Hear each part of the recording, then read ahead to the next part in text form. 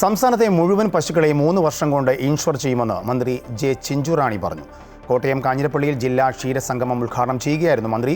കൂടുതൽ പാൽ നൽകുന്ന ക്ഷീര കർഷകർക്ക് ഓണക്കാലത്ത് 500 രൂപ വീതം നൽകുന്ന ഓണമധുരം പദ്ധതിയുടെ സംസ്ഥാനതല ഉദ്ഘാടനവും മന്ത്രി നിർവഹിച്ചു. 3 വർഷത്തിനകം കേരളത്തിലെ മുഴുവൻ പശുക്കളെയും ഇൻഷുർ ചെയ്യും. സമഗ്ര ഇൻഷുറൻസ് പദ്ധതിക്ക് കേന്ദ്ര സർക്കാർ അംഗീകാരം നൽകിയിട്ടുണ്ട്.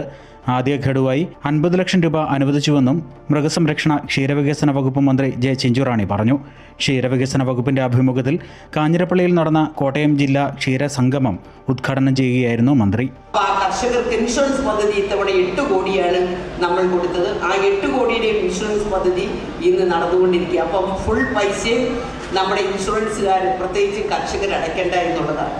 ഇന്ന് കേന്ദ്ര ഗവൺമെന്റ് തന്നെ ഒരു സമഗ്ര ഇൻഷുറൻസ് പദ്ധതിക്ക് കഴിഞ്ഞ വർഷം ഞങ്ങൾ അവിടെ കൊടുത്ത അംഗീകാരം നേടി. ഇത്തവണ അതിൻ്റെ ആദ്യ ഗഡു 50 ലക്ഷം രൂപ വന്നു. അങ്ങനെ വന്നാൽ അവർ കൂടുതൽ പണം നമുക്ക് തരാമെന്നാണ് ഇപ്പോൾ പറഞ്ഞിരിക്കുന്നത്. അങ്ങനെ വന്നാൽ കേരളത്തിലെ മുഴുവൻ പശുക്കളെയും 3 വർഷം കൊണ്ട് ഇൻഷുർ ചെയ്യുവാനുള്ള സംവിധാനത്തിലേക്ക് ഞങ്ങളിപ്പോൾ എത്തുവാൻ പോകുക. രാത്രികാലങ്ങളിലടക്കം സേവനം ലഭ്യമാക്കുന്ന വെറ്റിനറി ആംബുലൻസ് സംവിധാനം കേരളത്തിലെ മൃഗസംരക്ഷണ മേഖലയിൽ വലിയ മാറ്റങ്ങളുണ്ടാക്കി.